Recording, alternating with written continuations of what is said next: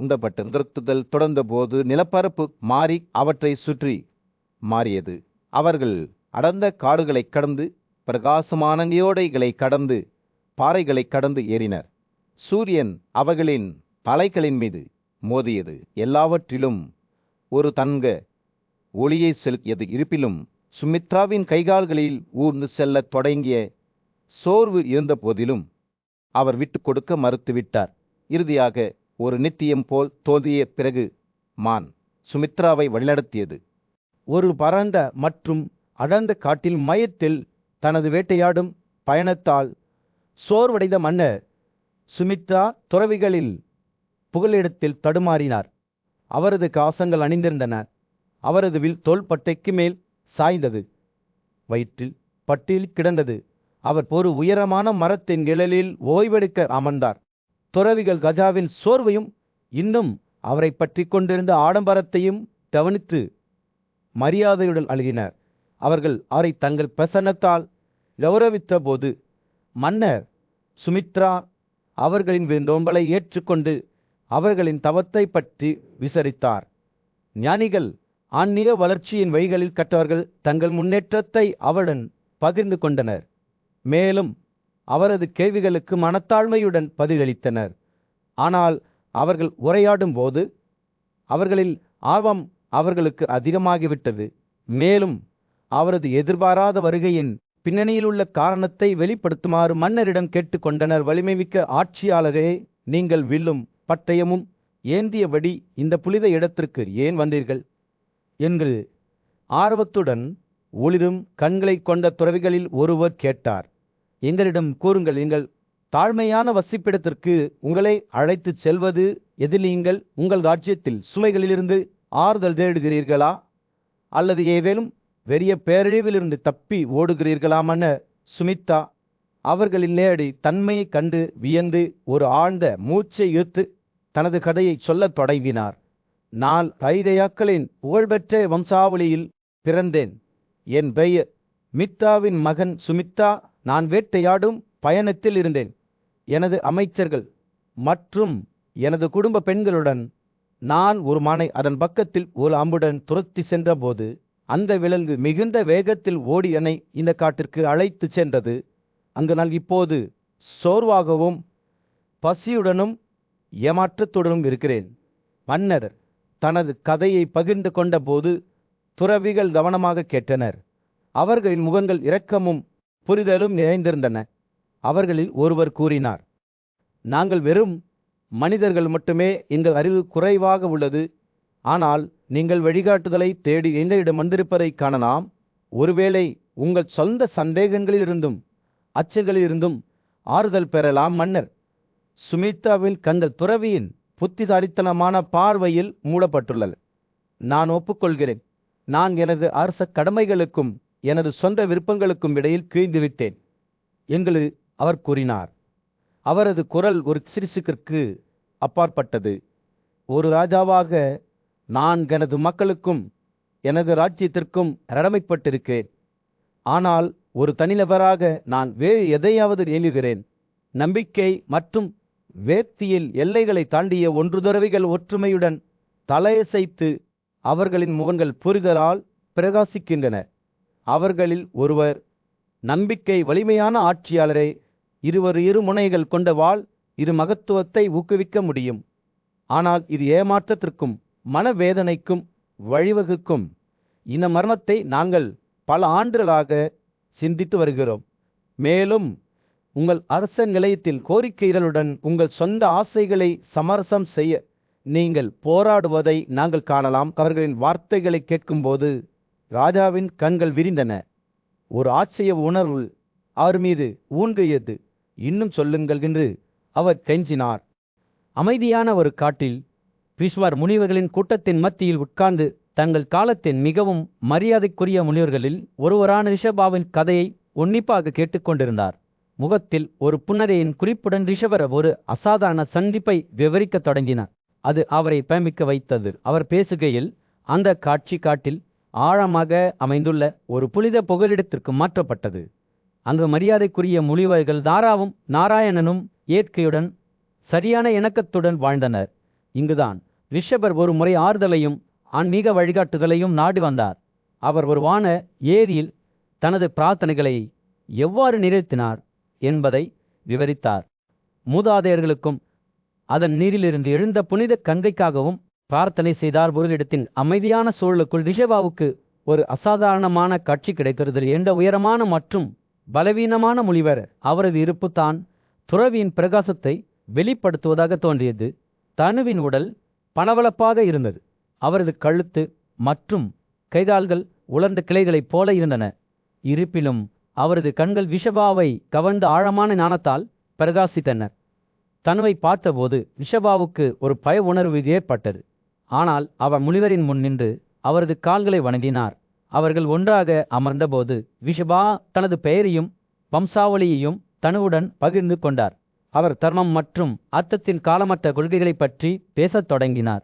அவர்களை சுற்றியுள்ள முனிவர்கள் கவனமாக கேட்கும்போது ஆன்மீக விவாதத்தின் இனிமையான வாசனையால் காற்று நிரம்பியது. அப்போதுதான் ஒரு கம்பீரமான மன்னர் வீர் யும்னாத் தனது பரிவாரத்துடனும் காத்திருக்கும் பெண்களுடனும் அடைக்கலத்திற்கு வந்தார். வீர் ஜும்னாவின் கண்கள் தாமரை இதழ்களைப் போல ஆழ்ந்த துக்கத்தில் பிரகாசித்தன. ஏனென்றால் அவர் தனது இளம் மகனை இந்த காடுகளில் இழந்துவிட்டார். அவரது ஒரே மகனான புனித யும்னாவை எங்கும் காணவில்லை. ராஜாவின் இதயம் துக்கத்தால் கனத்தது.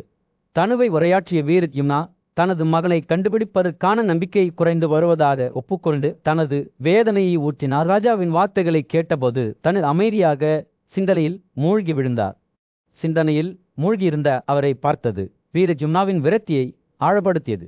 ஒரு கிசுரிசுக்கு சற்று மேலே ஒரு குரலில் மன்னர் கேட்டார், நம்பிக்கையை மின்சுவது ஏது? இந்த அடக்க முடியாத இயக்கத்தை விட பெரியது என்னது? மெதுவாக தனது தலை உயர்த்தி நட்சத்திரங்களைப் போல பிரகாசிக்கும் கண்களுடன் தனது மகன் காணாமல் போனதன் பின்னணியிலுள்ள உண்மையை விராடுமனிடம் வெளிப்படுத்தினார். இளவரசர் கவனக்குறைவாக ஒரு பெரிய முனிவரை அவமதித்தார். அவர் அமைதியாக அவமானத்தை தாங்க வேண்டிய கட்டாயம் ஏற்பட்டது. இரக்கத்தால் ஈர்க்கப்பட்ட இந்த கதையை விராடுமனாவுடன் பகிர்ந்து கொண்டார். அவர் பேசும்போது ராஜாவின் கண்கள் கண்ணீரால் நம்பின சூரியன் அஸ்தமிக்கத் தொடங்கிய போது காட்டின் மீது ஒரு சூடான பிரகாசத்தை வீசுகிறது. ஒரு அடர்ந்த காட்டின் நடுவில் மன்னர் வீர ஜும்னா சிந்தனையில் அமர்ந்திருந்தார். அவரது கண்கள் ஆழ்ந்த இயக்கத்தால் நிரம்பியிருந்தன. அவரது ஒரே மகனான புனித யும்னா காணாமல் போய்விட்டார். மன்னரின் விழித்திருக்கும் ஒவ்வொரு கணமும் அவரை கண்டுபிடிக்கும் எண்ணத்தால் நுகரப்பட்டது. தனது தர்மத்திற்கு அசைக்க முடியாத அர்ப்பணிப்புக்கு பெயர் பெற்ற மதிப்புக்குரிய பிராமணரான ஞானியான ரிஷபாவின் வழிகாட்டுதலை தேடி அவர் இந்த புனித இடத்திற்கு வந்திருந்த மன்னர் வீர ஜும்னா ரிஷபாவை நெருங்கிய போது முனிவர் வெட்கத்தில் தலை தொங்க விடுவதையும் அவரது கண்கள் கீழே விழுவதையும் கவனித்தார். ராஜாவின் அறிமுக வார்த்தைகள் அமைதியை சந்தித்தன. ரிஷபர் அமைதியாக இருந்தார். அவரது உடல் மொழி அவர்கள் பகிர்ந்து கொண்ட கசப்பான நினைவுகளுக்கு ஒரு சான்றாகும். கடந்த நாட்களில் ரிஷபர் மன்னர் வீர ஜும்னாவால் கடுமையாக அவமதிக்கப்பட்டார். பிராமணரின் இதயம் கோபத்தால் கனமாக இருந்தது. அவர்களுக்கிடையே உள்ள அடிப்படை உணர்ச்சிகளை பற்றி அறியாத மன்னர் ரிஷபாவிடம் நம்பிக்கையின் தன்மை பற்றி கேட்டார். ஒருவரின் மனதில் நம்பிக்கையால் உருவாக்கப்பட்ட ஒரு உருவத்தை விட அடைய மிகவும் கடினம் என்று அவர் கேட்டார். ரிஷபா ராஜாவின் கைகளில் தான் அனுபவித்த கடந்த கால துயரங்களை நினைவு கூர்ந்தார். பதிலளிப்பதற்கு முன்பு தனது வார்த்தைகளை கவனமாக தேர்ந்தெடுத்தார். எதுவும் இல்லை ராஜாவே என்று வருத்தத்தின் நுட்பமான குறிப்புடன் ரிஷபா கூறினார். இது மெல்லிய நம்பிக்கைக்கு சமம். நான் பல மன்னர்களை தேடினேன். மனதின் முன் நம்பிக்கையால் அமைக்கப்பட்ட ஒரு உருவத்தைப் போல எதையும் பெறுவது கடினம் அல்ல என்பதை கண்டு ரிஷபாவின் வார்த்தைகளின் ஆழத்தை அவர் புரிந்து கொண்டபோது ராஜாவின் கண்கள் விரிவடைந்தன. அவர்களின் ஆழமான உண்மையை ஒப்புக்கொண்டனது சொந்த கடந்த கால மீறல்களால் தடையின்றி மன்னர் வீர ஜும்னா மேலும் தெளிவுபடுத்த முயன்றார். ரிஷபாவின் பலவீனமான உடைவிட மெலிதானது எது என்று கேட்டார். முனிவர் புன்னகைத்து உலகில் இருந்த பல்வேறு வகையான நம்பிக்கைகளை கணக்கிடத் தொடங்கினார். ஒரு திருப்தியான விண்ணப்பதாரரின் நம்பிக்கை ஒரு விண்ணப்பதாரரை ஒருபோதும் புறக்கணிக்காத ஒருவரின் நம்பிக்கை நன்றியற்ற அல்லது கொடூரமான நபர்கள் மீது வைக்கப்பட்ட நம்பிக்கை மற்றும் இறந்த குழந்தைகளுக்காக பெற்றோர்களால் போற்றப்பட்ட நம்பிக்கை கூட. ரிஷபா பேசுகையில் அவரது வார்த்தைகள் ராஜாவின் மனதில் தெளிவான படலை வரைந்தன. மன்னர் தனது சொந்த நம்பிக்கை உண்மையில் இந்த வரிகளில் எதையும் விட மெல்லியதாக இருப்பதை உணர்ந்தார். இது அவரை மனத்தாழ்மையால் நிரப்பியது. அவரும் அவரது குடும்பத்தினரும் ரிஷபாவுக்கு முன் மண்டியிட்டனர். அவர்கள் முனிவரின் கால்களை தொடும்போது மரியாதையுடன் தலை குனிந்தனர். ராஜாவின் மனச்சோர்வால் தூண்டப்பட்ட ரிஷபர் மீண்டும் ஒரு முறை புன்னகைத்து தனது உண்மையான இயல்பை மன்னர் வீட்யமிரிடம் வெளிப்படுத்தினார். வெறும் சிந்தனையுடன் அவர் தனது தவம் மற்றும் கற்றலில் சக்தியை வெளிப்படுத்தி பூரிச்சும்னாவை அந்த இடத்திற்கு அழைத்து வந்தார். பின்னர் முனிவர் மன்னரை மென்மையாக ஆனால் உறுதியாக கடிந்து மனித பிணைப்புகளின் நிலையற்ற தன்மை நினைவூட்டினார். ரிஷபா அருகிலுள்ள காட்டுக்கு சென்றபோது ஒரு அமைதியான காட்டின் நடுவே யுதிஷ்டர் தனது மதிப்பிற்குரிய தாத்தா பீஷ்மரின் காலடியில் அமர்ந்தார். ஒவ்வொரு வார்த்தையிலும் போல குடித்தார். அவரது கண்கள் அறிவுக்கான தீராத பசியால் பிரகாசித்தன. மேலும் அவர் பீஷ்மரிடம் காலமற்ற நன்னெறி குறித்து மீண்டும் ஒரு முறை சொற்பொழிவு செய்யுமாறு கெஞ்சினார். வண்டையர் காலத்திலிருந்து ஒரு கதை தொடங்கும்போது பீஷ்மரின் கண்கள் மகிழ்ச்சியால் மின்னின.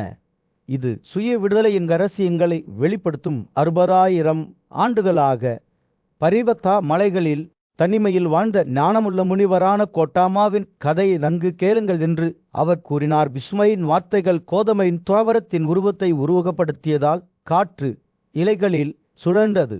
ஞானத்தை தேடி முனிவர் இந்த புனித இடத்திற்கு பின்வாங்கினார்.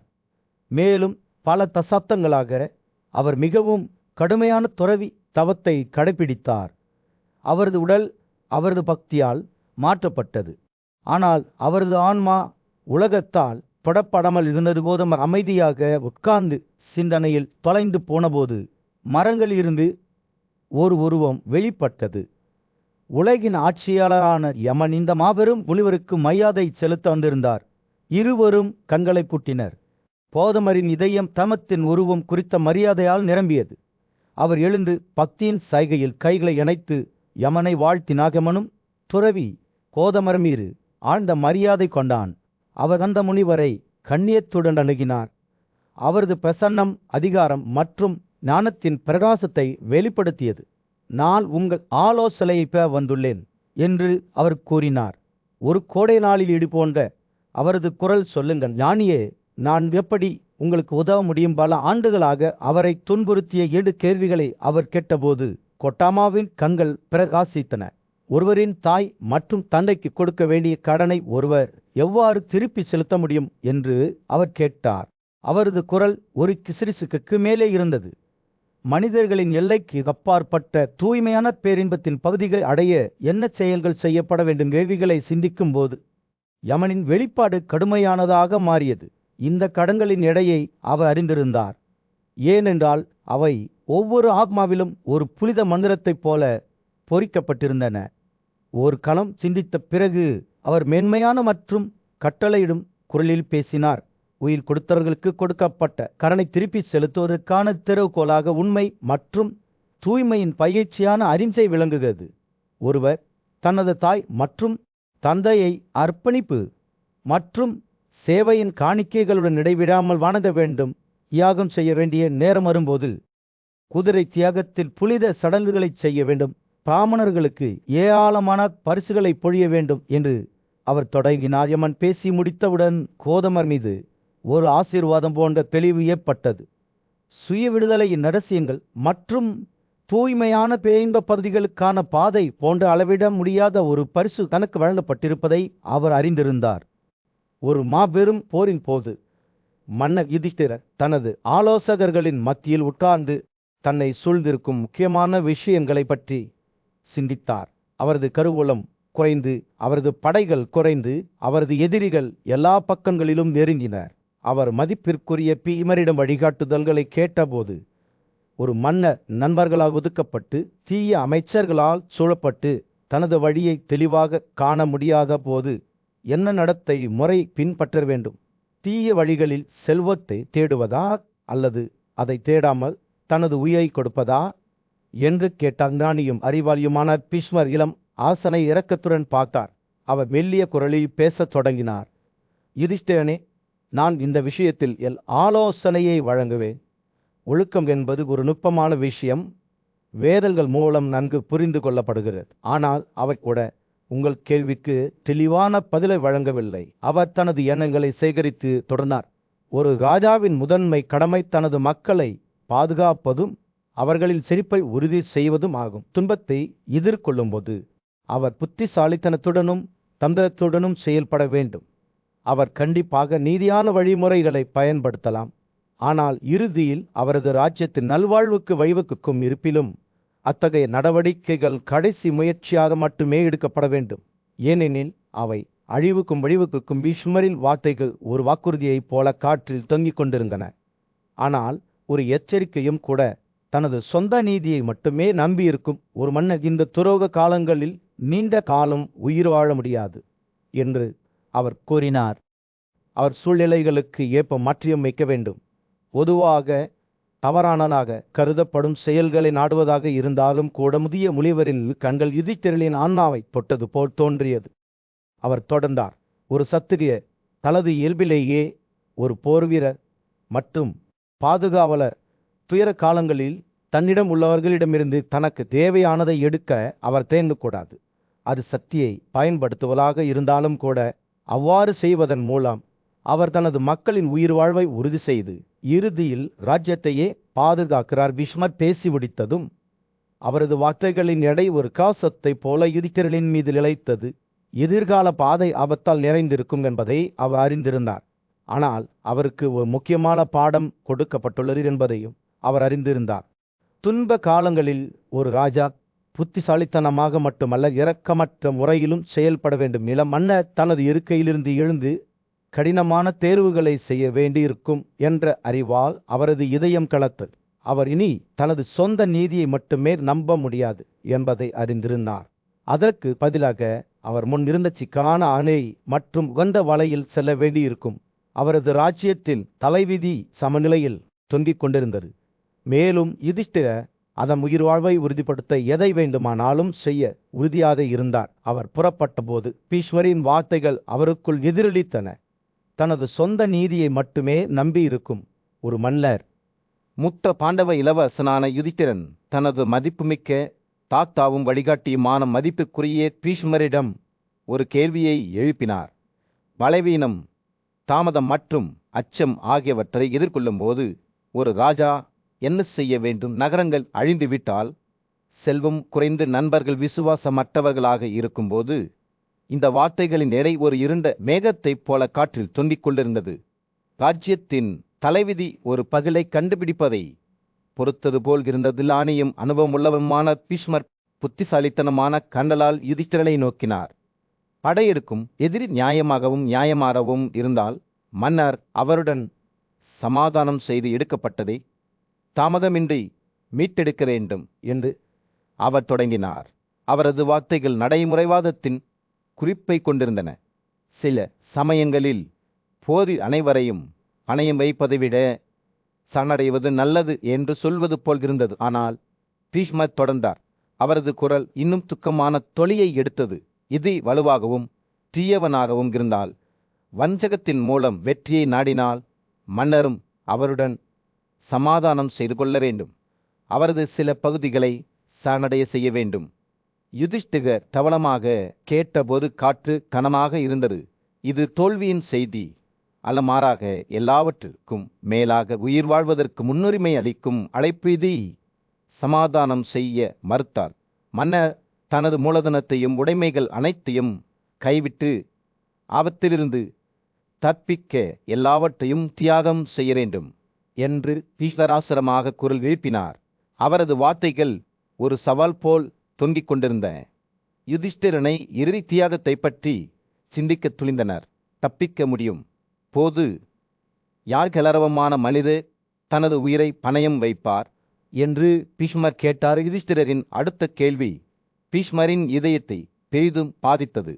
அவரது மக்கள் அவருக்கு எதிராக திரும்பும்போது, படையெடுப்பாளர்கள் அவரை ஒடுக்கும்போது, அவரது கருவூலம் காலியாக இருக்கும்போது மன்னர் என்ன செய்ய வேண்டும்? பீஷ்மரின் பதில் ஒரு கோடை நாளில் ஒரு மென்மையான காற்று போல் வந்தது. அத்தகைய காலங்களில் அந்த எதிரி நியாயமானவராக இருந்தால் மன்னர் தனது எதிரியுடன் சமாதானம் செய்ய முயற்சிக்க வேண்டும்.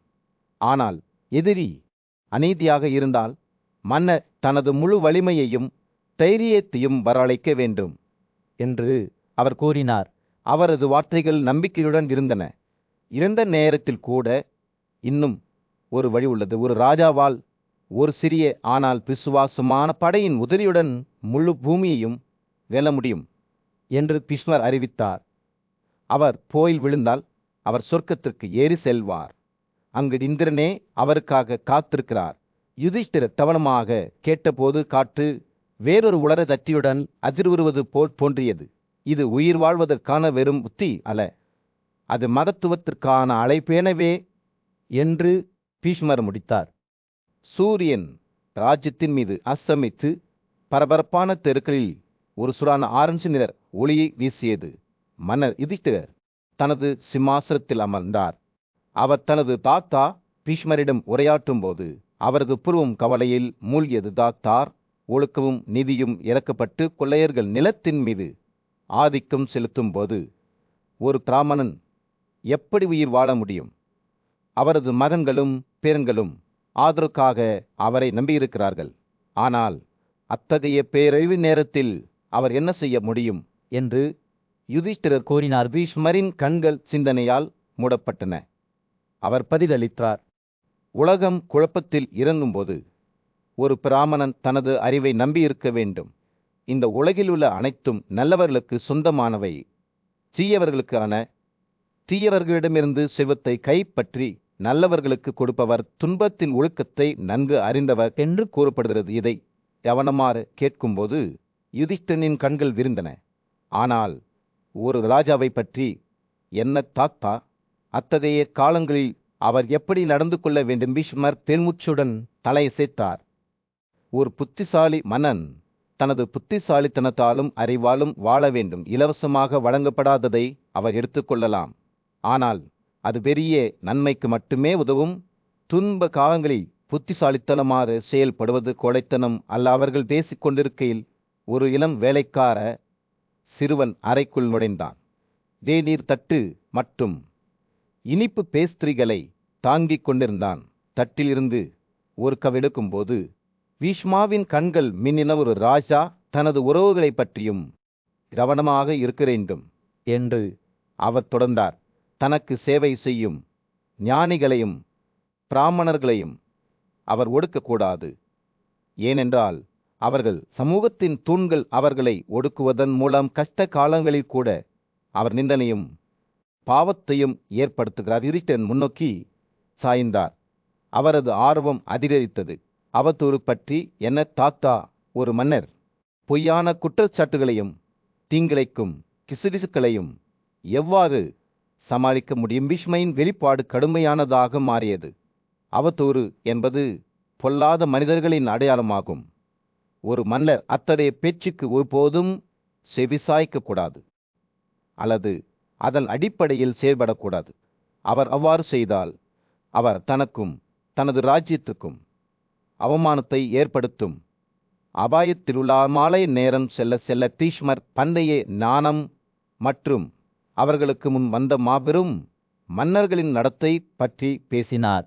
ஒரு உண்மையான ஆட்சியாளர் தனிப்பட்ட ஆதாயம் அல்லது தீமை ஆகியவற்றால் அல்ல கொள்கைகளால் வழிநடத்தப்பட வேண்டும் என்று அவர் யுதிஷ்டிரரிடம் கூறினார். பொதுக்கூட்டங்களில் மற்றவர்களை பற்றி நன்றாக பேசுபவர்கள் நல்ல மனிதர்கள் என்று அவர் கூறினார். ஒரு மன்னர் அவர்களின் முன்மாதிரியை பின்பற்ற முயற்சிக்க வேண்டும். எல்லாவற்றிற்கும் மேலாக தனது மக்களின் தேவைகளை வைக்க வேண்டும். இரவு வானத்தில் நட்சத்திரங்கள் மின்னத் தொடங்கியபோது யுதிஷ்டிரர் தனது சிம்மாசனத்தில் இருந்து எழுந்தார். அவரது முகத்தில் உறுதியான தோற்றம் இருந்தது. உங்கள் வார்த்தைகளை நான் நினைவில் கொள்வேன் தாத்தா என்று அவர் கூறினார். நீதி மற்றும் அறநெறி கொள்கைகளால் வழிநடத்தப்படும் ஒரு நியாயமான மற்றும் இரக்கமுள்ள ஆட்சியாளராக இருக்க நான் முயற்சிப்பேன். சூரியன் ராஜ்யத்தின் மீது அஸ்தமித்து பரபரப்பான தெருக்களில் ஒரு சுடான ஆரஞ்சு நிற ஒளியை வீசிக்கொண்டிருந்தது.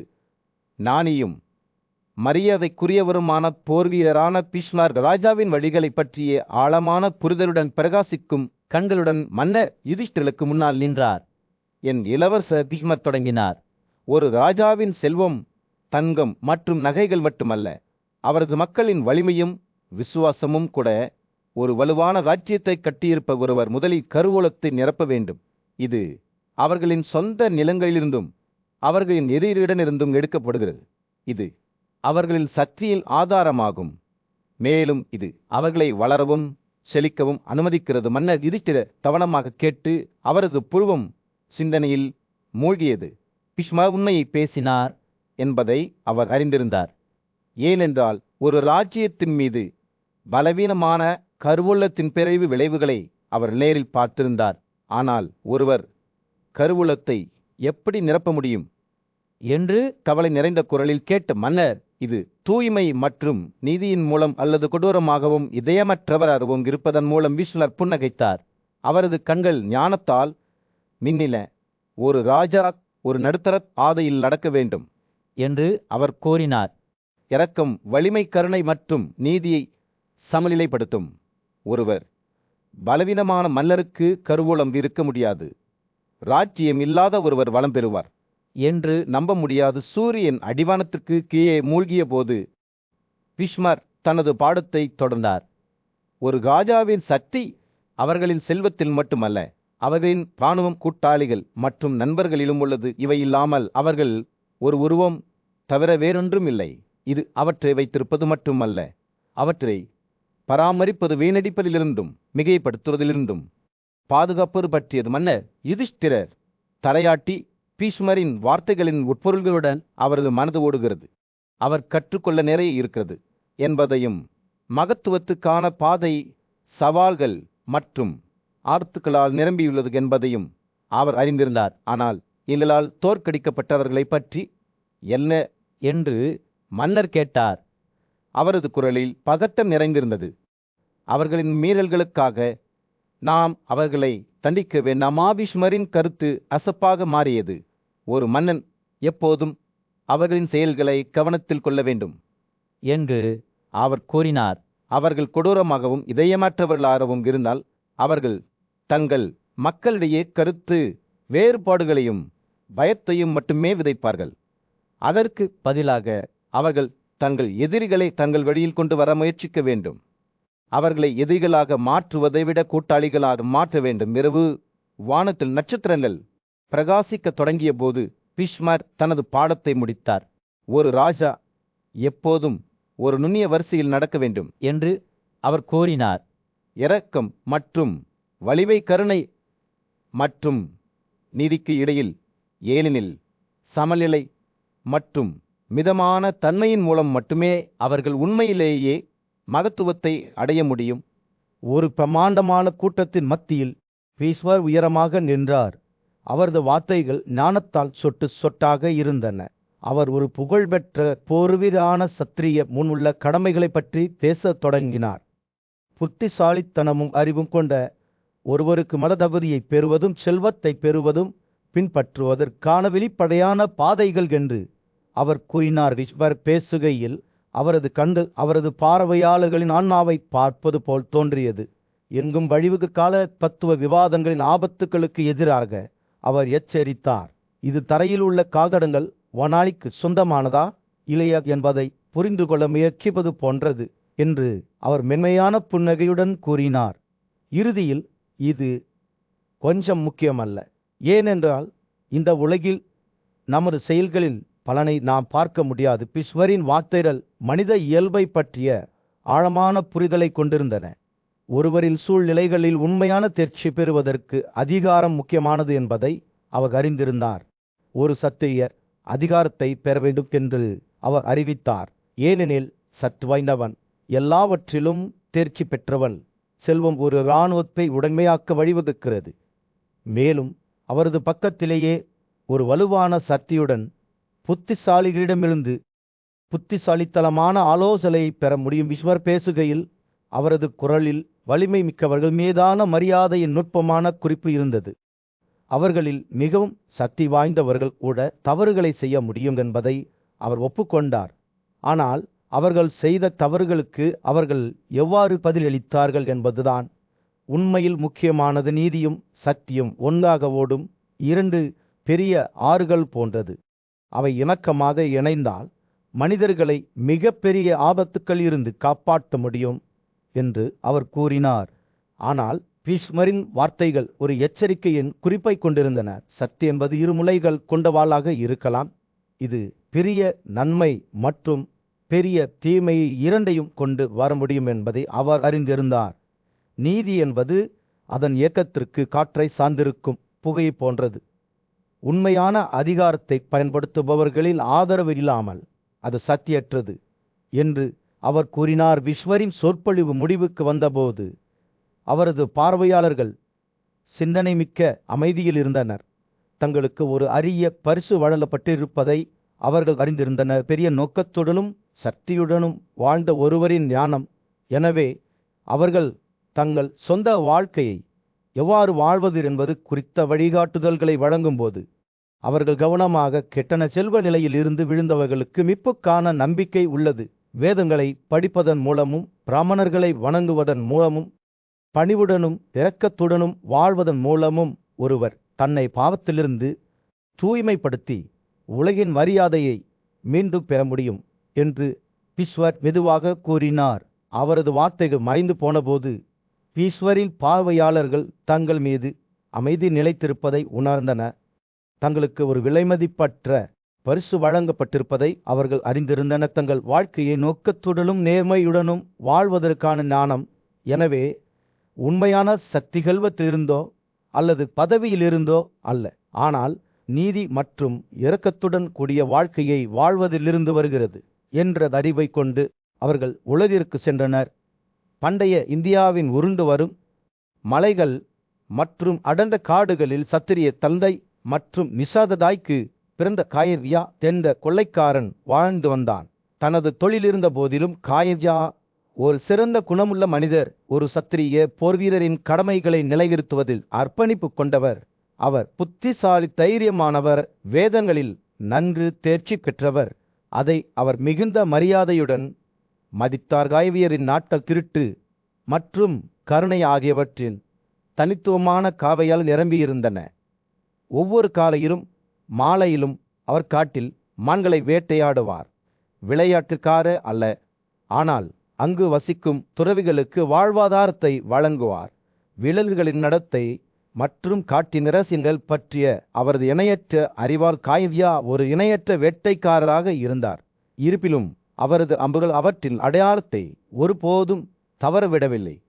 அவரது வலிமை மற்றும் வலிமை புகழ் பெற்றது. மேலும் அவர் தனியாக நூற்றுக்கணக்கான துருப்புக்களை வெல்ல முடியும்.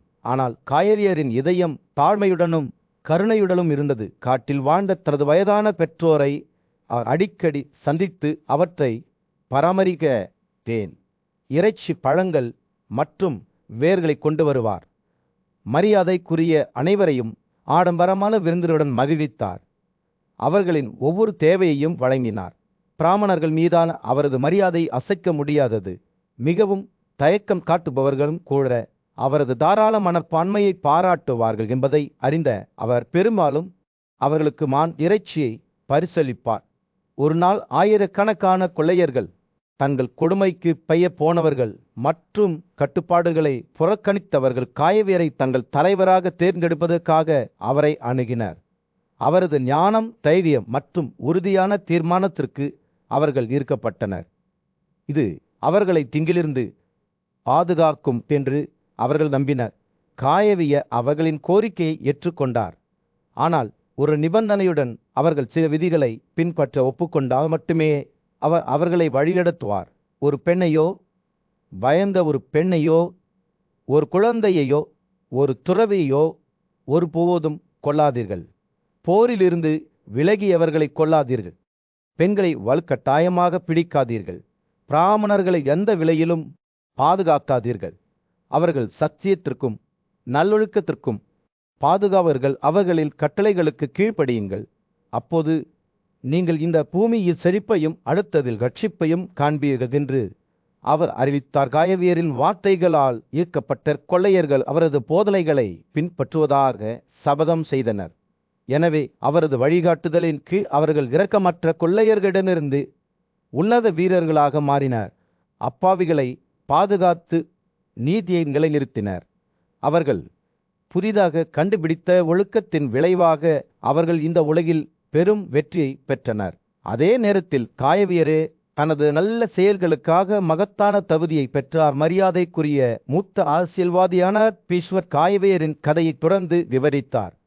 இந்த கதையை நினைவில் வைத்திருக்கும் எவரும் காட்டின் குடிமக்களுக்கோ அல்லது எந்த ஒரு பூமிக்குரிய உயிரினத்துக்கோ ஒருபோதும் பயப்பட மாட்டார்கள் என்று கூறினார். அவர்கள் ஆபத்தின் மத்தியில் ஒரு ராஜாவைப் போல பாதுகாப்பாக இருப்பார்கள். அவர்களின் இதழ்கள் தைரியத்தாலும் இரக்கத்தாலும் நிரம்பியிருக்கும். அத்தகைய நபருக்கு எந்த தீய மனிதனும் அச்சுறுத்தலை ஏற்படுத்த முடியாது. மேலும் அவர்கள் ஹீரோவாக மாறிய கொள்ளைக்காரரான காயவியரைப் போலவே அனைத்து உயிரினங்களுடனும் இணக்கமாக வாழ்வார்கள். ஹஸ்தினாபுர ராஜ்யத்தின் மீது சூரியன் அஸ்தமித்து பரவகப்பான தெருக்களில் ஒரு சுடான ஆரஞ்சுலிய ஒளியை வீசிக்கொண்டிருந்தது. திருதராஷ்டிர மன்னரின் மரியாதைக்குரிய மூதாதையரும் ஆலோசகருமான பீஷ்மர் சிந்தனையில் அமைதியாக அமர்ந்திருந்தார். அவரது கண்கள் சிந்தனையில் இழந்தன. அவர் பேசத் தொடங்கினார். அவரது குரல் தாழ்ந்திருந்தது மற்றும் அளவிடப்பட்டது. அவர் பண்டைய ஞானத்தின் கதையை தொடரும்போது இந்த நிர்வாக விஷயத்தில் பல நூற்றாண்டுகளாக ஆசர்களை வழிநடத்திய காலமற்ற உண்மையை நமது வேதங்கள் வெளிப்படுத்துகின்றன.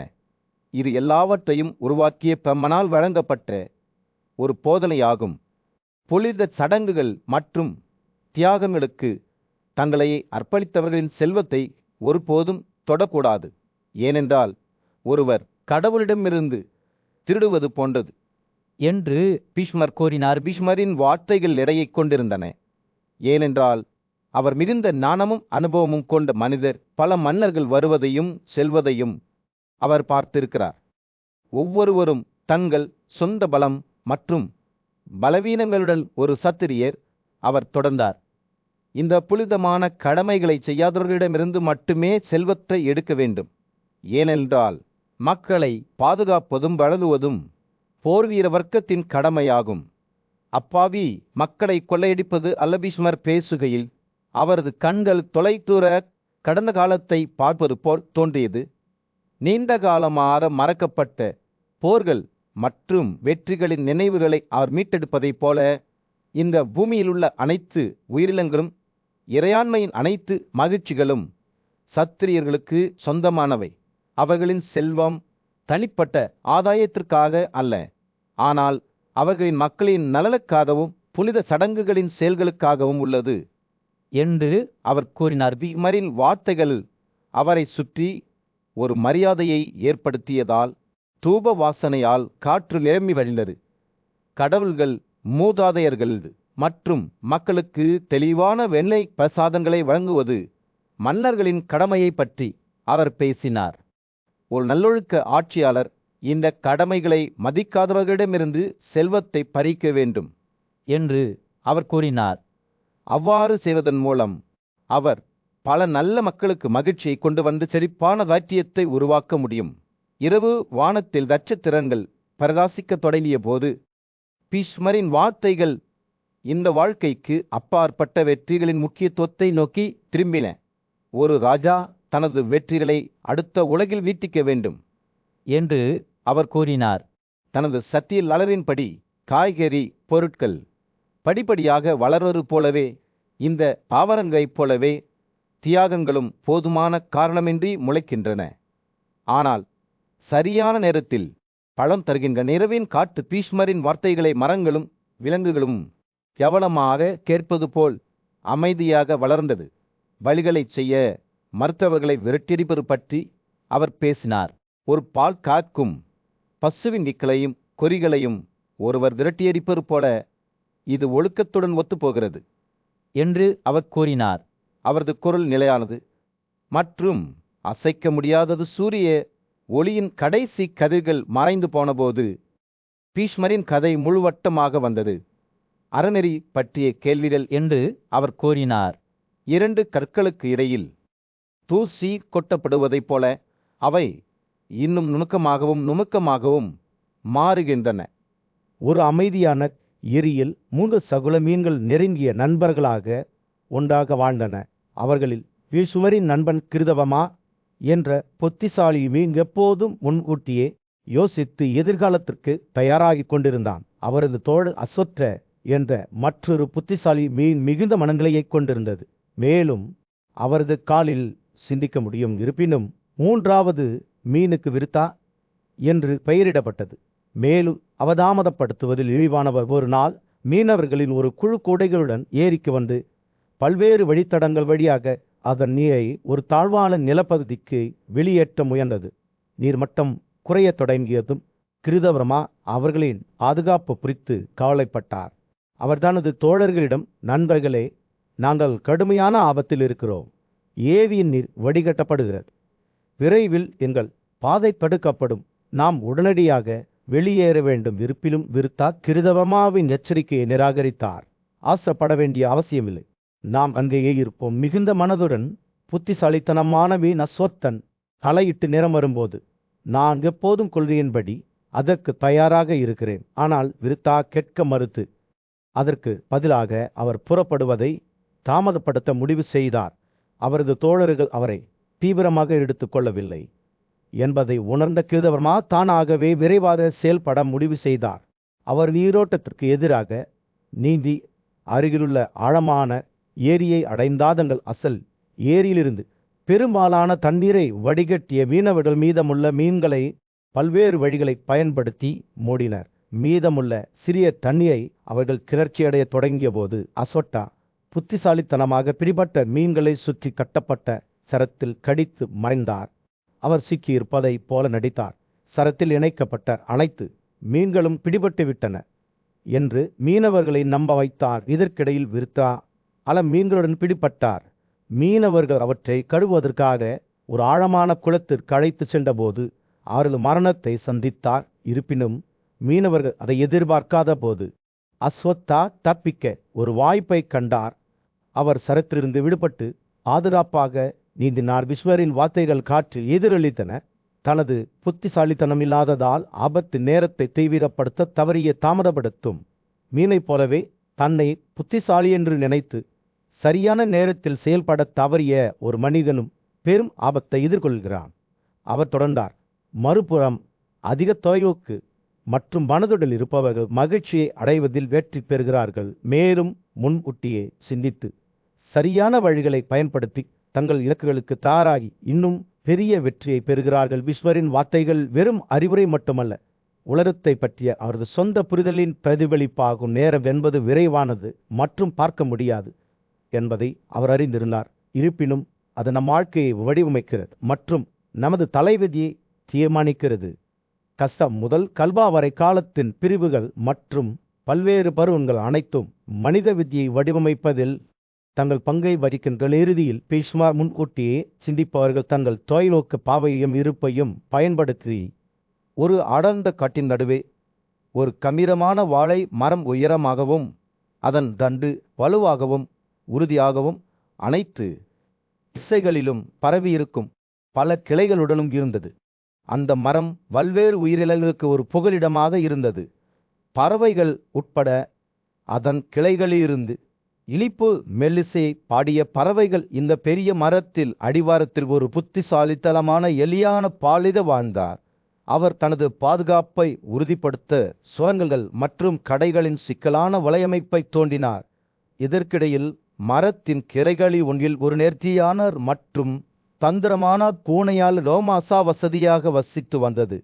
மிகவும் நெருக்கமான வழிதவறி சென்ற பறவைகளின் நிலையான விநியோகத்தை உணவளித்தது. இருப்பினும் இந்த பூளை வேட்டையாடுபவருக்கு விதி வேறு திட்டங்களை வைத்திருந்தது. ஒரு சந்தலா ஒரு தந்திரமான வேட்டைக்காரர் அருகில் தனது பொறிகளை அமைத்திருந்தார். ஒரு நாள் பூனை அவற்றில் ஒன்றில் சிக்கியிருப்பதை கண்டது. பூளை வலையிலிருந்து தன்னை விடுவிக்க போராடிய போது பாலிதா தனது நிலத்தடி குகையிலிருந்து வெளியே வந்தார். ஒரு வாய்ப்பை உணர்ந்தார். அவர் எச்சரிக்கையுடன் வலையை அணுகினார். அங்கு அவர் பூனையின் இக்கட்டான நிலையை கண்டுபிடித்தார். எந்த தயக்கமும் இல்லாமல் எலித்தூண்டில் போல் எஞ்சியிருந்த மாமிசத்தை சாப்பிடத் தொடங்கியது. சூழ்நிலையின் முரண்பாட்டைக் கண்டு தனக்குத்தானே சிரித்தது. இருப்பினும் பாலிதாவின் மகிழ்ச்சி குறுகிய காலமே நீடித்தது. ஏனென்றால் அவரது இருப்பு 2 புதிய வேட்டையாடுபவர்களை ஈர்த்தது என்பதை அவர் விரைவில் உணர்ந்தார். கரிதா என்ற செம்புகண் கொண்ட மம்கூஸ் மற்றும் சந்திரகாக் என்ற ஆந்தை எலி எல்லா பக்கங்களிலும் ஆபத்தால் சூழப்பட்டிருப்பதை கண்டது. தெளிவான தப்பிக்கும் பாதை இல்லை. இந்த அவநம்பிக்கையான தருணத்தில் பாலித ஒரு முக்கியமான முடிவை எடுத்தார். இப்போது வலையில் சிக்கியிருந்த தனது எதிரியான பூளையின் பாதுகாப்பை நாட அவர் முடிவு செய்தார். பூளையின் துயரத்தை அவர்கள் உயிர் வாழ்வதற்கான வாய்ப்பாக மாற்ற முடியும் என்பதை உணர்ந்து பலிதா பூளைக்கு அதன் சொந்த நலன்களுக்காக ஆலோசனை வழங்க முடிவு செய்தார். அவர் பூளையை அணுகி அதனுடன் நியாயப்படுத்த தொடங்கினார். விதிக்கு எதிராக நீங்கள் ஏன் போராட வேண்டும் என்று பாலிதா கேட்டார். நீங்கள் இந்த வலையில் சிக்கிக் கொள்கிறீர்கள். நீங்கள் தொடர்ந்து போராடினால் நீங்கள் அதிக ஆபத்தை மட்டுமே அழைப்பீர்கள். அதற்கு பதிலாக என்னுடன் சமாதானம் செய்து கொள்ளுங்கள். இக்கட்டான நிலையிலிருந்து நாம் ஒன்றாக ஒரு வழியை கண்டுபிடிக்க முடியும். எலியின் வார்த்தைகள் பூனையின் மனதில் ஒரு நரம்பை தொட்டன. அதன் நிலைமை உண்மையில் ஆபத்தானது என்பதையும் பாலிதாவுடன் ஒரு கூட்டணியை தேடுவது உயிர் வாழ்வதற்கான சிறந்த வாய்ப்பாக இருக்கலாம் என்பதையும் அது உணர்ந்தது. ஏண்டு முன்னால் எதிரிகளும் தங்கள் விருப்பங்களை பற்றி விவாதிக்க தொடங்கினர். அவர்கள் பேசும்போது ஒரு சாத்தியமற்ற நட்பு மலர்ந்திருப்பனியல் மரத்தின் இந்த கதையில் துன்பங்களை எவ்வாறு கையாள்வது என்பது பற்றிய காலமற்ற பாடத்தை நாம் காண்கிறோம். பல ஆபத்துக்களை எதிர்கொண்டாலும் கூட ஒருவர் விமர்சன ரீதியாக சிந்திக்க வேண்டும் மற்றும் எதிர்பாராத இடங்களிலிருந்து எழக்கூடிய வாய்ப்புகளை தேட வேண்டும். அவ்வாறு செய்வதன் மூலம் நாம் பெரும்பாலும் நம் எதிரிகளை நட்பு நாடுகளாக மாற்றலாம் மற்றும் மிகவும் கடினமான சவால்களிலிருந்து கூட ஒரு வழியை காணலாம். இந்த ஓமையை யுதிஷ்டிரரின் கொள்ளு தாத்தா பிஸ்வர் பகிர்ந்து கொண்டார். அவர் ஒரு மன்னர் துன்ப காலங்களில் தன்னை எவ்வாறு நடத்த வேண்டும் என்பது குறித்து ஞானத்தை வழங்க முயன்றார். பீஷ்மரின் வார்த்தைகள் இரக்கத்துடனும் புரிதலுடனும் இருந்தன, ஏனெனில் அவர் சமாதானம் செய்வதை விளக்கினார். கம்பில்யாவில் உள்ள மன்னர் பிரமதத்தரின் அரண்மனையில் ஊதானி என்ற குறிப்பிடத்தக்க பறவை அரச குடும்பத்துடன் வசித்து வந்தது. ஊதானி சாதாரண பறவை அல்ல, அவளுக்கு மிகுந்த அறிவு இருந்தது மற்றும் அனைத்து விலங்குகளின் அழுகைகளையும் பிரதிபலிக்க முடியும். அவள் நீண்ட காலமாக அரண்மனையில் வசித்து வந்தார். மேலும் ராஜாவின் ராணி ஊதானியின் சொந்த சந்ததியின் அதே நேரத்தில் ஒரு மகனை பெற்றெடுத்தாள். ஒவ்வொரு நாளும் ஊதானி கடலின் கரைகளுக்கு சென்று 2 பழங்களை கொண்டு வருவார். ஒன்று தனது குழந்தைக்கு, மற்றொன்று குழந்தை இளவரசருக்கு. இந்த பழங்கள் தேன் போன்ற இனிப்பு வலிமையையும் ஆற்றமையும் அதிகரிக்கும் திறன் கொண்டவை என்று கூறப்பட்டது.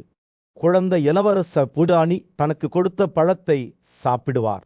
மேலும் ஒவ்வொரு நாளும் அவரது வலிமை வளர்ந்தது. ஒரு துரதிருஷ்டவசமான நாள் தனது செவிலியராக அழைத்து செல்லப்பட்ட போது குழந்தை இளவரசர் ஊதனியின் குழந்தை பல்லு அருகில் விளையாடுவதைக் கண்டார். ஒரு குழந்தையின் மனக்கிளர்ச்சியுடன் அவர் பறவையை நோக்கி ஓடினார். அதை தனது கைகளில் எடுத்து அதன் உயிரை அழுத்தினார். செவிலியர் தனது அன்றாட வேலையிலிருந்து திரும்பி வரும்போது இறந்த பறவையை பார்த்து அதிர்ச்சி அடைந்தால் தனது மதன் உயிரற்ற நிலையில் தரையில் கிடப்பதைக் கண்ட ஊதானி கசப்புடன் அழுதார். மன்னர் பிரமதத்தரின் குடும்பத்தினர் அளித்த தங்குமிடத்திற்கு அவள் எப்போதும் நன்றியுள்ளவளாக இருந்தாள். இருப்பினும் இந்த சம்பவம் எல்லாவற்றையும் மாற்றியது. ராஜாவையும் அவரது இளவரசனையும் போன்ற சத்திரியர்கள் நம்பத்தகாதவர்கள் என்பதை ஊதானி உணர்ந்தார். உங்களிடமிருந்து ஏதாவது தேவைப்படும்போது மட்டுமே அவர்கள் மரியாதையுடன் நடந்து கொள்வார்கள். ஆனால் அவர்களின் நோக்கம் நிறைவேறியவுடன் அவர்கள் இரண்டாவது யோசனை இல்லாமல் உங்களை நிராகரிப்பார்கள். தனது குழந்தையின் உயிரை மாய்த்து கொண்ட கொடூர இளவரசனை பழிவாங்குவதாக ஊதானி சபதம் செய்தார். வேண்டுமென்றே செய்த ஒரு பாவ செயல் விரைவில் அல்லது பின்னர் விளைவுகளை ஏற்படுத்தும் என்று கூறி அவர் தனது ராலோன்களால் அவரது கண்களை துளைத்தாள். ஊதானியால் தனது மகன் குருடனாக இருப்பதை கண்டார். மன்னர் ஆரம்பத்தில் தனக்கு ஏற்பட்ட காயத்திற்கு பழிவாங்குவதாக உணர்ந்தார். இருப்பினும் ஊதானி தனது குறைகளை தொடர்ந்து வெளிப்படுத்தி தவறான நம்பிக்கை மற்றும் சமாசத்தின் ஆபத்துக்களை விளக்கினார். யாரோ ஒருவர் மற்றொருவரை காயப்படுத்தினால் அவர்கள் மீண்டும் நண்பர்களாக மாற முடியாது என்று அவர் நம்பினார். அவர்களுக்கு இடையிலான விரோதம் ஒருபோதும் உண்மையில் இறக்காது. அத்தகைய காயம் ஏற்பட்ட இடத்தில் இனி வாழ முடியாது என்று பூடானி முடிவு செய்தார். இளவரசரின் செயல்கள் அவரது சொந்த குணத்தின் பிரதிபலிப்பு அல்ல என்றும் அவை தொடர்ந்து அமைதியாக இணைந்து வாழ வேண்டும் என்றும் உறுதியளிக்கும் வகையில் பிரமதட்டா ஊழ்கலியை அங்கேயே இருக்க வற்புறுத்த முயன்றார். ஆனால் அவர் அரண்மனையில் தங்கியிருக்கும் வரை தனது குழந்தையின் மரணத்தின் நினைவுகள் அவரை துன்புறுத்தும் என்பதை அறிந்த பூழ்கலி உறுதியாக இருந்தார். இறுதியில் கவறான நம்பிக்கை ஆபத்துக்கள் மற்றும் எதிரிகள் ஒன்றாக வாழ்ந்தபோது அழிவின் தவிர்க்க முடியாத தன்மையை மேற்கோள் காட்டி ஊதானி அரண்மனையை விட்டு வெளியேற முடிவு செய்தார். காயப்படுத்துபவருக்கும் பழிவாங்குபவருக்கும் இடையிலான ஒற்றுமை அமைதியை கொண்டு வரும் என்று தோன்றினாலும் விரோதம் ஒருபோதும் உண்மையில் ஒழியாது என்று அவர் நம்பினார். இந்த நம்பிக்கையுடன் ஊதானி அரண்மனையை விட்டு வெளியேறினார். நீதியும் மனிதநேயமும் மெதுவாக மறைந்து கொண்டிருந்த உலகில் அத்தகைய கொந்தளிப்பான காலங்களில் ஒரு ஆட்சியாளராக எப்படி நடந்து கொள்வது என்பது குறித்து மன்னர் யுதிஷ்டிரர் தனது தாத்தா பீஷ்மரிடம் வழிகாட்டுதல்களை நாடினார். பீஷ்வர் காலங்களின் ஞானத்துடன் சவிரார் ராஜ்யத்தின் மன்னர் சத்ருஞ்சியாவை பற்றிய ஒரு பண்டைய கதையை பகிர்ந்து கொண்டார். மன்னர் சத்ருஞ்சிய புகழ்பெற்ற கரபாஜ முனிவரின் ஆலோசனையை பெறுவதற்காக வெகு தூரம் பயணம் செய்த ஒரு வலிமையான போர்வீரர். மன்னரின் கேள்விகள் நேரடியானவையாக இருந்தன. தன்னிடம் இல்லாததை அவர் எவ்வாறு பெற முடியும்? ஒரு முறை வாங்கிய பிறர் அவர் தனது செல்வத்தை எவ்வாறு அதிகரிக்க முடியும்? அதை திருடுவதிலிருந்தோ வீணடிப்பதிலிருந்தோ அவர் எவ்வாறு பாதுகாக்க முடியும்? கண்களில் மின்னலுடன் பரபாஜா பதிலளித்தார். ஒரு புத்திசாலி மன்னர் எப்போதும் தண்டனையின் கம்பியை கையில் வைத்திருக்க வேண்டும். தனது குடிமக்களின் இதயங்களில் பயத்தை தூண்ட எப்போதும் தயாராக இருக்க வேண்டும். அவர் எல்லா நேரங்களிலும் தனது வீரத்தையும் விழிப்புத்தன்மையையும் வெளிப்படுத்த வேண்டும். ஏனென்றால் இதுதான் விசுவாசத்தையும் மரியாதையையும் ஊக்குவிக்கிறது. முனிவர் தொடர்ந்தார். ஒரு ராஜாவின் கண்கள் அவரது ஆன்மாவின் ஜன்னல்கள். அவரது எதிரிகளிடையே உள்ள பலவீனம் வல்லறு வஞ்சகத்தின் அறிகுறிகளை பற்றி அவர்கள் எப்போதும் விழிப்புடன் இருக்க வேண்டும். தங்கள் ஆட்சியாளர் நீதியின் கம்பியை உயரமாக பிடிப்பதைக் கண்டு அவரது மக்கள் பெயப்படுவார்கள். என் அன்பான ராஜாவே, தண்டனை என்பது ஒரு ஆட்சியாளரின் ஆயுத களஞ்சியத்தில் மிக முக்கியமான கேள்வியாகும். பின்னர் பீஷ்வர் இந்த தத்துவத்தை பற்றி விரிவாக விளக்கினார். ஒரு புத்திசாலி மன்னர் ஒரு ஆமை போல இருக்க வேண்டும் என்று விளக்கினார். மெதுவாகவும் தனது செயல்களில் வேண்டுமென்றே இருக்க வேண்டும். ஆனால் சரியான நேரத்தில் தாக்க எப்போதும் தயாராக இருக்க வேண்டும். அவர் ஆட்சியின் 4 தூண்களை கவனமாக சமநிலைப்படுத்த வேண்டும். சமரசம், பரிசு வழங்குதல், பிரிவினை மற்றும் தண்டனை. ஒரு உண்மையான தலைவர் இனிமையான வார்த்தைகளால் எதிரியை சமரசம் செய்வது எப்படி என்பதை அறிந்திருக்க வேண்டும். ஆனால் பலவீனம் அல்லது துரோகத்தின் அறிகுறிகளுக்கு எப்போதும் விழிப்புடன் இருக்க வேண்டும் என்று பீஷ்வர் எச்சரித்தார். காற்று அவர்களுக்கு சாதகமாக இருக்கும் வரை ஒருவர் தனது எதிரியை தனது தோள்களில் சுமக்க வேண்டும் என்று அவர் கூறினார். ஆனால் அலை திரும்பும்போது ஒரு கல் மீது ஒரு மண் ஜாடி போல அவற்றை உடைக்கவும் நாணமுள்ள முதியவர் பின்னர் சில நடைமுறை ஆலோசனைகளை வழங்கினார். ஒரு ராஜா குயில், பன்றி மற்றும் மேருவின் மலைகளை பின்பற்ற வேண்டும். இவை அனைத்தும் வலிமை மற்றும் பின்னடைவின் அடையாளங்களாகும். அவர் தனது எதிரிகளின் வீடுகளுக்கு அடிக்கடி செல்ல வேண்டும். அவர்களின் நல்வாழ்வை பற்றி அக்கறை காட்ட வேண்டும். ஆனால் எப்போதும் அவர்களின் பலவீனங்களை கண்காணிக்க வேண்டும். தனது சொந்த மனிதநேயத்தின் பார்வையை இழக்காமல் ஒவ்வொரு மோதலிலிருந்தும் வெற்றி பெறுவதே ஒரு ராஜாவின் இறுதி இலக்கு என்பதை வலியுறுத்துவதன் மூலம் பீஷ்மர் முடித்தார். அழகான மலர்களை கொண்ட ஒரு மரம் அதன் வேர்களில் பலவீனமாக இருக்கலாம் என்று அவர் கூறினார். ஆனால் ஒருவர் தோற்றத்தால் திசை திருப்பப்படுவதை அனுமதிக்க கூடாது. இறுதியில் பீஷ்மரின் வார்த்தைகள் மன்னர் யுதிஷ்டிரரின் தொந்தரவு செய்யப்பட்ட ஆத்மாவுக்கு ஒரு தைலம் போல இருந்தன. இது தலைமைத்துவத்தின் துரோக நீரை வழிநடத்துவதற்கான வழிகாட்டுதலையும் ஞானத்தையும் வழங்குகிறது. உலகம் வீழ்ச்சியின் விளிம்பில் இருந்தது. வலிமையான ஆயுதம் ஏந்திய யுதிஷ்டிரன் தனது புத்திசாலித்தனமான பேரனான பீஷ்மருக்கு முன்னால் நின்று அவரது மனதில் அதிக எடை கொண்ட ஒரு கேள்வியை கேட்டான். நீதி சிதைந்து அநீதி ஆட்சி செய்யும் போது அவர் கூறினார், ஒரு பிராமணன் எப்படி வாழ வேண்டும்? இவ்வளவு பெரிய துயரமான நேரத்தில் ஒரு ராஜா எப்படி ஆட்சி செய்ய வேண்டும்? எதிரிகளின் கொந்தளிப்பான பீஷ்மர் யுதிஷ்டிரனை புத்திசாலித்தனமான கண்களால் பார்த்து பேசத் தொடங்கினார். குடிமக்களின் அமைதியும் செழிப்பும் மழை நோய் மரணம் மற்றும் பிற அச்சங்களின் போதுமான மற்றும் பருவகார்த்தன்மை அனைத்தும் ராஜாவின் நடத்தையை பொறுத்தது என்று அவர் கூறினார். அத்தகைய துயரமான நேரம் வரும்போது நீதிமான்கள் தீர்ப்பின் உதவியுடன் வாழ்க்கையை ஆதரிக்க வேண்டும். அப்போது பீஷ்மர் பெரும் வாழ்ச்சியின் போது வாழ்ந்த மாபெரும் விஸ்வாமித்திரரை பற்றி ஒரு பழைய கதையை சொன்னார். பூமி 12 ஆண்டுகள் துன்பப்படும் என்று கடவுள்கள் கட்டளையிட்டனர். எனவே அது நடந்தது. ஆறுகள் குறுகிய நீரோடைகளாக சுருங்கின, ஏரிகள் மற்றும் கிணறுகள் மறைந்தன. பாமணர்கள் தியாகங்கள் மற்றும் வேதங்களை ஓதுவதை தவிர்த்தனர். பீஷ்மர் பேசுகையில் யுதிஷ்டிரரின் மனம் விஸ்வாமித்ராவின் மாபெரும் சோதனையை பற்றி கேள்விப்பட்ட ஒரு காலத்திற்கு அலைந்து திரிந்தது. மிகுந்த புத்திசாலித்தனத்திற்காக அறியப்பட்ட வீடற்றவர்களாகவும் பசியால் அவதிப்பட்டவர்களாகவும் அலைந்து திரிய வேண்டிய கட்டாயம் ஏற்பட்டது. அவர் தனது மனைவியையும் மகனையும் தங்குமிடத்தில் விட்டுவிட்டு நெருப்பில்லாதவர்களாகவும் வீடற்றவர்களாகவும் பூமியில் சுற்றி திரிந்தார். ஒரு நாள் விஸ்வாமித்ரா கொடூரமான வேட்டைக்காரர்கள் வசிக்கும் ஒரு குக்கிராமத்திற்கு வந்தார். அந்த குக்கிராமம் உடைந்த ஜாடி மற்றும் மண்ணால் செய்யப்பட்ட பானங்களால் நிரம்பியிருந்தது. நாய்களின் தோள்கள் அங்கும் இங்கும் பரவியிருந்தன. எலும்புகள் மற்றும் மண்டை ஓடுகள் குறியலாறு கிடந்தன. உணவை தேடும் போது கிருஷி வயிற்றில் பசி இருந்தது. ஆனால் எதுவும் கிடைக்கவில்லை. சூரியன் அஸ்தமிக்க தொடங்கியதும் அந்த பாழடைந்த கிராமத்தில் உள்ள பலவீனத்தால் விஸ்வாமித்ரா கீழே விழுந்தார். அவர் தனது சூழ்நிலையை பற்றி சிந்தித்து இப்போது என்ன செய்வது சிறந்தது என்று யோசித்தார்.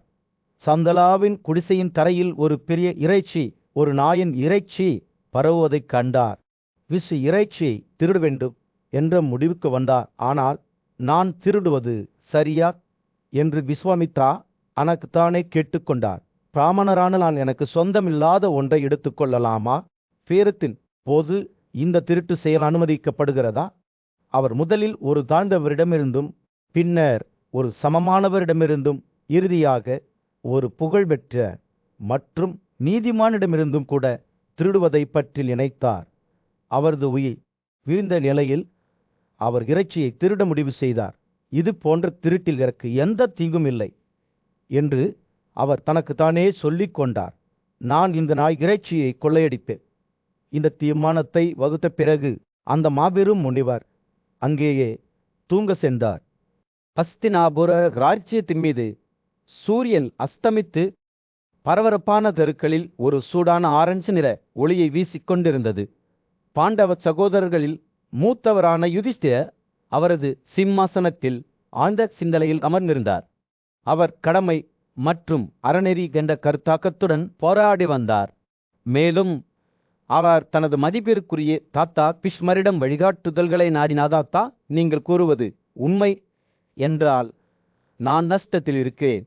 தீங்கு அல்லது துன்பத்திற்கு வழிவகுக்காத எல்லா செயலை நான் செய்ய முடியும். கொள்ளைக்காரர்கள் மற்றும் குற்றவாளிகள் ஏன் மதிக்கப்பட வேண்டும்? அதே நேரத்தில் ஒழுக்கத்தை நிலைநிறுத்துபவர்கள் அவமதிக்கப்படுகிறார்கள் என்று தனது குரலில் கவலையை வெளிப்படுத்தினார். யுதிஷ்டிரரின் வார்த்தைகளை கவனமாக கேட்டார். அவரது கண்கள் ஞானத்தால் மின்னின. அவர் அமைதியான அளவான தொனியில் பேசத் தொடங்கினார். என் மகனே, வேதங்களில் அடிப்படையில் மட்டுமே நான் உங்களுக்கு அறிவுறுத்தவில்லை. எனது வார்த்தைகள் அனுபவத்திலிருந்தும் புரிதலிலிருந்தும் வருகின்றன. ஒரு ராஜா பல்வேறு மூலங்களில் இருந்து ஞானத்தை சேகரிக்க வேண்டும். ஏனெனில் பொறுதலைப்பட்ட அறநெறி ஒருபோதும் உண்மையான வெற்றிக்கு வழிவகுக்காது. பீஷ்மரின் வார்த்தைகள் நேர்மையுடன் கசிந்தன. அவர் தொடர்ந்தார். ஒரு ராஜா தனது சொந்த புரிதலின் மூலம் அறநெறியை கடைபிடிக்க வேண்டும். பல்வேறு ஆதாரங்களிலிருந்து பெறப்பட்ட அறிவால் வழிநடத்தப்பட வேண்டும். ஒரு ராஜாவின் கடமைகள் ஒருபோதும் ஒரு மனப்பான்மை கொண்ட அறநெறியிலிருந்து பெறப்பட்ட விதிகளால் நிறைவேற்றப்பட முடியாது. பலவீனமான மனப்பான்மை கொண்ட மன்னர் தனது கடமைகளை நிறைவேற்றுவதில் ஒருபோதும் ஞானத்தை காட்ட மாட்டார். விஸ்வரின் வார்த்தைகளை யுதிஷ்டிரர் கவனமாக கேட்டார். அவரது மனம் கேள்விகளாலும் சந்தேகங்களாலும் ஓடிக்கொண்டிருந்தது. அவர் கேட்டார், எந்த சூழ்நிலையிலும் மீறப்படக்கூடாத விதி ஏதேனும் உள்ளதா? விஸ்வரின் வெளிப்பாடு கசப்பாக மாறியது. அவர் பதிலளித்தார், ஒருவர் எப்போதும் தங்கள் கற்றலுக்கு மதிப்பிற்குரியவர், தவத்தில் அர்ப்பணிப்புள்ளவர், வேதங்களின் கட்டளைகளுக்கு இணங்கக்கூடிய நடத்தை நிறைந்தவர், பிராமணர்களை வணங்க வேண்டும். இது ஒரு உயர்ந்த மற்றும் புனிதமான கடமையாகும். என் குழந்தை பிராமணர்கள் மீதான